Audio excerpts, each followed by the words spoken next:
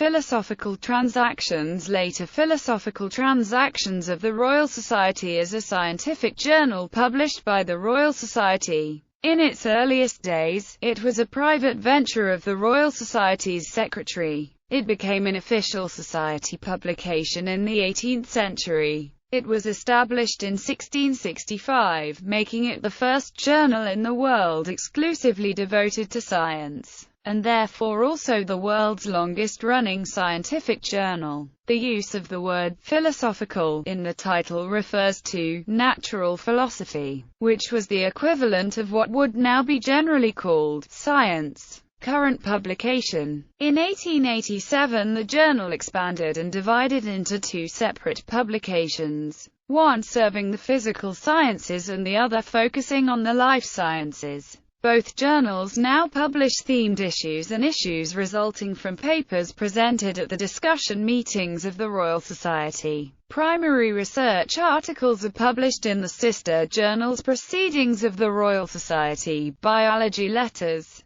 Journal of the Royal Society, Interface, and Interface Focus. Origins and History. Origins, the first issue, published 6 March 1665, was edited and published by the Society's first secretary, Henry Oldenburg, 4.5 years after the Royal Society was founded. The full title of the journal, as given by Oldenburg, was Philosophical Transactions, giving some account of the present undertakings, studies, and labors of the ingenious in many considerable parts of the world. The Society's Council minutes dated 1 March 1664 ordered that the Philosophical Transactions, to be composed by Mr. Oldenburg, be printed the first Monday of every month, if he have sufficient matter for it, and that tract be licensed by the Council of this Society, being first revised by some members of the same. Oldenburg published the journal at his own personal expense and seems to have entered into an agreement with the Society's Council allowing him to keep any resulting profits. He was to be disappointed, however, since the journal performed poorly from a financial point of view during his lifetime, just about covering the rent on his house in Piccadilly. Oldenburg put out 136 issues of the Transactions before his death in 1677. The familiar functions of the scientific journal, registration, certification, dissemination and archiving minors, were introduced at inception by Philosophical Transactions. The beginnings of these ideas can be traced in a series of letters from Oldenburg to Robert Boyle. 24 November 1664. We must be very careful as well of registering the person and time of any new matter, as the matter itself, whereby the honor of the invention will be reliably preserved to all posterity. 3 December 1664. All ingenious men will thereby be encouraged to impact their knowledge and discoveries. The Council minutes of 1 March 1665 made provisions for the tract to be revised by members of the Council of the Royal Society, providing the framework for peer review to eventually develop, becoming fully systematic as a process by the 1830s. The printed journal replaced much of Oldenburg's letter writing to correspondents, at least on scientific matters, and as such can be seen as a labor-saving device. Oldenburg also described his journal as one of these philosophical commonplace books, indicating his intention to produce a collective notebook between scientists. Issue 1 contained such articles as an account of the improvement of optic glasses, the first report on the Great Red Spot of Jupiter, a prediction on the motion of a recent comet, a review of Robert Boyle's experimental history of cold, Robert Boyle's own report of a deformed calf, a report of a peculiar leader from Germany, and the use thereof, of an Hungarian bolus, of the same effect with the bolus arminus, of the new American whale fishing about the Bermudas, and a narrative concerning the successive pendulum watches at sea for the longitudes. The final article of the issue concerned the character, lately published Beyond the Seas, of an eminent person, not long since dead at Thorlaus. where he was a Councillor of Parliament. The eminent person recently deceased was Pierre de Fermat, although the issue failed to mention his last theorem. Oldenburg referred to himself as the compiler, and sometimes author of the Transactions, and always claimed that the journal was entirely his sole enterprise, although with the Society's imprimatur and containing reports on experiments carried out and initially communicated by many of its fellows. Many readers saw the journal as an official organ of the Society. It has been argued that Oldenburg benefited from this ambiguity, retaining both real and perceived independence and the prospect of monetary gain, while simultaneously enjoying the credibility afforded by the association. The Society also enjoyed the benefits of ambiguity. It was able to communicate advances in natural philosophy, undertaken largely in its own name, without the worry that it was directly responsible for its content. In the aftermath of the interregnum, the potential for censorship was very real. Certainly the tone of the early volumes was set by Oldenburg, who often related things he was told by his contacts, translated letters and manuscripts from other languages, and reviewed books, always being sure to indicate the provenance of his material and even to use this to impress the reader by reporting ongoing and often unfinished scientific work that may otherwise have not been reported. The journal had a central function of being a scientific news service. At the time of Phil.Trans foundation, print was heavily regulated, and there was no such thing as a free press. In fact, the first English newspaper, the London Gazette, did not appear until after Phil.Trans. In the same year, Oldenburg's compulsive letter-writing to foreign correspondents led to him being suspected of being a spy for the Dutch and interred in the Tower of London in 1667. A rival took the opportunity to publish a pirate issue of Philosophical Transactions, with the pretense of it being issue 27. Oldenburg repudiated the issue by publishing the real 27 upon his release. It would not be the last time that pirates and the journal would cross paths. Upon Oldenburg's death, following a brief hiatus, the position of editor was passed down through successive secretaries of the Society as an unofficial responsibility and at their own expense. Robert Hooke changed the name of the journal to Philosophical Collections in 1679, a name that remained until 1682, when it changed back. The position of editor was sometimes held jointly and included William Musgrave and Robert Plot.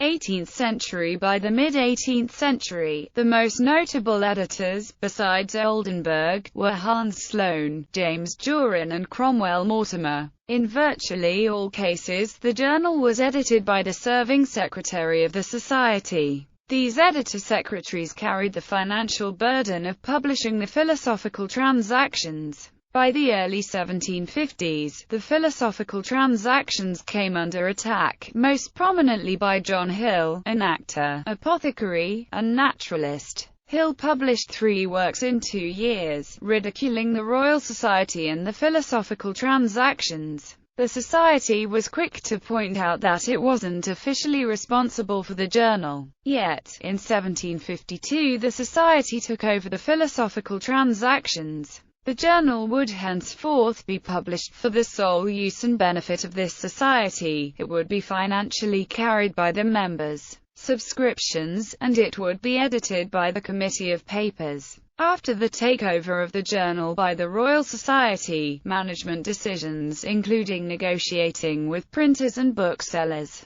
were still the task of one of the secretaries, but editorial control was exercised through the Committee of Papers. The committee mostly based its judgments on which papers to publish and which to decline on the 300 to 500 word abstracts of papers read during its weekly meetings. But the members could, if they desired, consult the original paper in full. Once the decision to print had been taken, the paper appeared in the volume for that year. It would feature the author's name, the name of the fellow who had communicated the paper to the Society, and the date on which it was read. The Royal Society covered paper, engraving and printing costs. The Society found the journal to be a money-losing proposition. It cost, on average, upwards of £300 annually to produce, of which they seldom recouped more than £150. Because 2/5 of the copies were distributed for free to the journal's natural market, sales were generally slow, and although back issues sold out gradually, it would usually be 10 years or more before there were fewer than 100 left of any given print run. During the presidency of Joseph Banks, the work of the Committee of Papers continued fairly efficiently,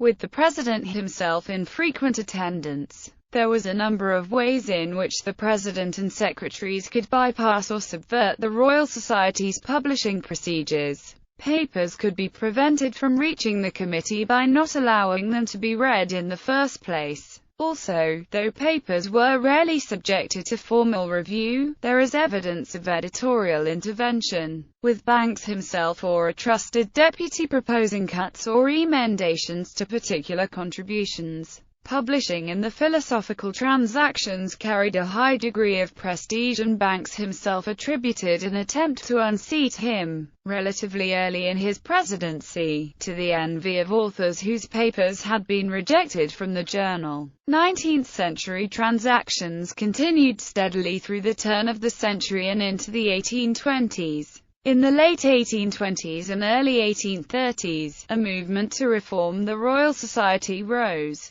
The reformers felt that the scientific character of the Society had been undermined by the admission of too many gentlemen dilettantes under Banks. In proposing a more limited membership, to protect the Society's reputation, they also argued for systematic, expert evaluation of papers for transactions by named referees, sectional committees, each with responsibility for a particular group of disciplines. Were initially set up in the 1830s to adjudicate the award of George IV's royal medals, but individual members of these committees were soon put to work reporting on and evaluating papers submitted to the Royal Society. These evaluations began to be used as the basis of recommendations to the Committee of Papers, who would then rubber stamp decisions made by the sectional committees. Despite its flaws, it was inconsistent in its application and not free of abuses. This system remained at the heart of the Society's procedures for publishing until 1847, when the sectional committees were dissolved. However, the practice of sending most papers out for review remained.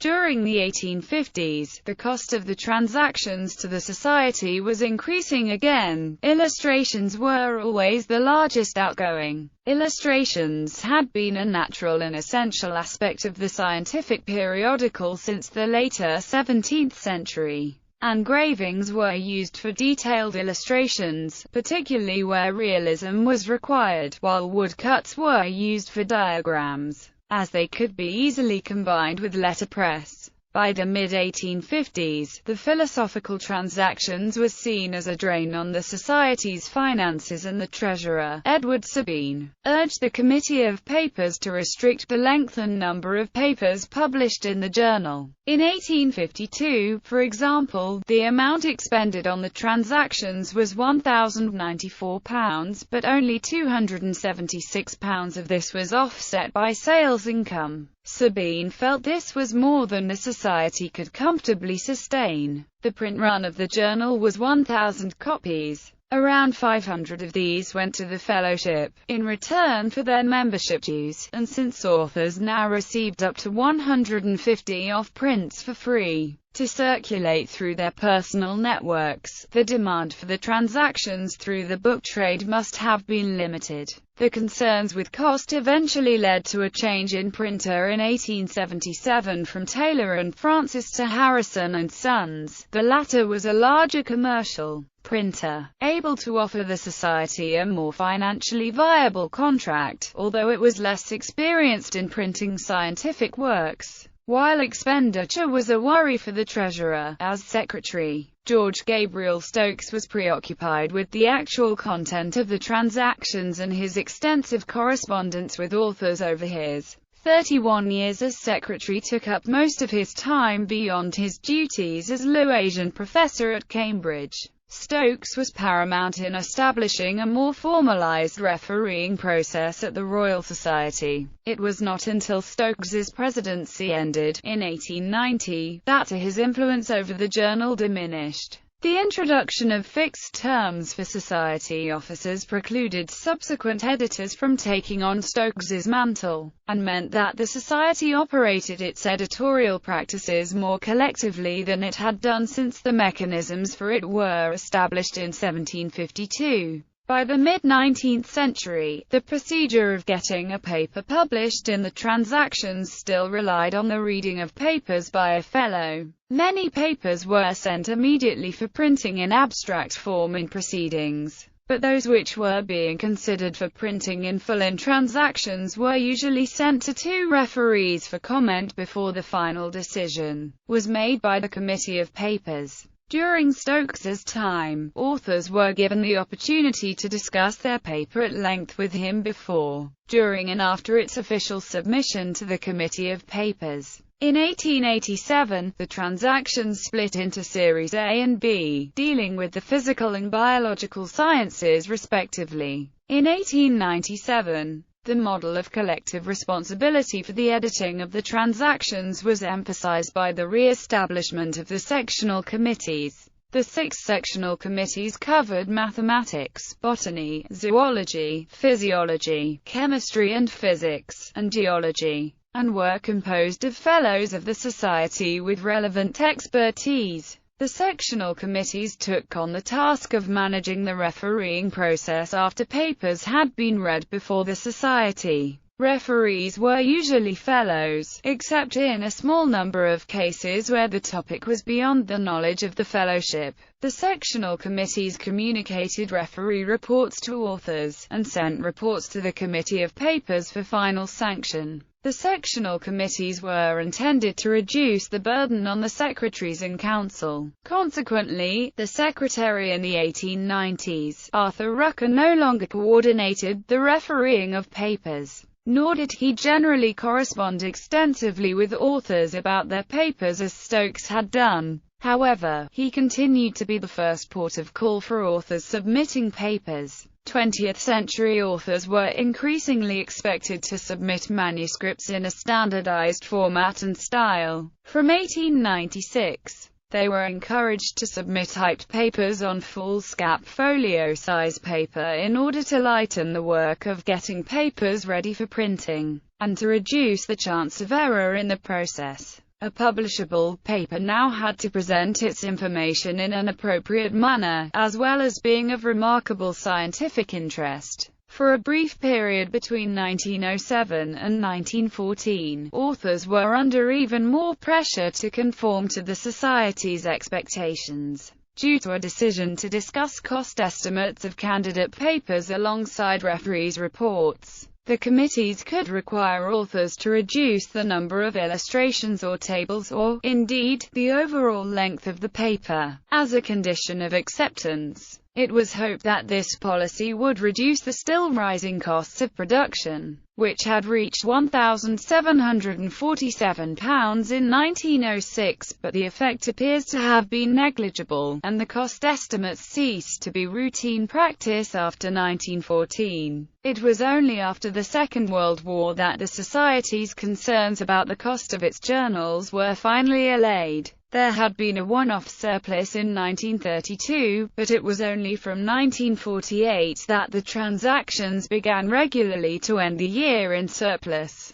That year, despite a threefold increase in production costs, there was a surplus of almost £400. Part of the post-war financial success of the Transactions was due to the rising subscriptions received, and a growing number of subscriptions from British and international institutions, including universities, industry, and government. This was at the same time as private subscriptions, outside of fellows, were non-existent. By the early 1970s, institutional subscription was the main channel of income from publication sales for the Society. In 1,971,971, 43,760 copies of Transactions were sold, of which casual purchasers accounted for only 270 copies. All of the Society's publications now had a substantial international circulation. In 1973, for example, just 11% of institutional subscriptions were from the UK, 50% were from the USA. Contributions, however, were still mostly from British authors. 69% of Royal Society authors were from the UK in 1974. A publications policy committee suggested that more overseas scientists could be encouraged to submit papers if the requirement to have papers communicated by fellows was dropped. This did not happen until 1990. There was also a suggestion to create a journal for molecular sciences to attract more authors in that area, but the idea never materialized. The conclusion in 1973 was a general appeal to encourage more British scientists to publish papers with the Society and to pass on the message to their overseas colleagues. By the early 2000s, the proportion of non-UK authors had risen to around a half, and by 2009 it had passed 70%. As the 20th century came to a close, the editing of the Transactions and the Society's other journals became more professional with the employment of a growing in-house staff of editors, designers and marketers. In 1968 there were about 11 staff in the publishing section. In 1990, there was 22 staff in the publishing section. The editorial processes were also transformed. In 1968 the sectional committees had been abolished. Instead, the secretaries, Harry Massey and Bernard Katz, were each assigned a group of fellows to act as associate editors for each series of the Transactions. The role of the Committee of Papers was abolished in 1989, and since 1992 fellows have acted as the editors with assistance from associate editors. The editors serve on the Publishing Board, established in 1997 to monitor publishing and report to the Council. In the 1990s, as these changes to the publishing and editorial teams were implemented, the publishing section acquired its first computer for administration. The Transactions went online in 1997.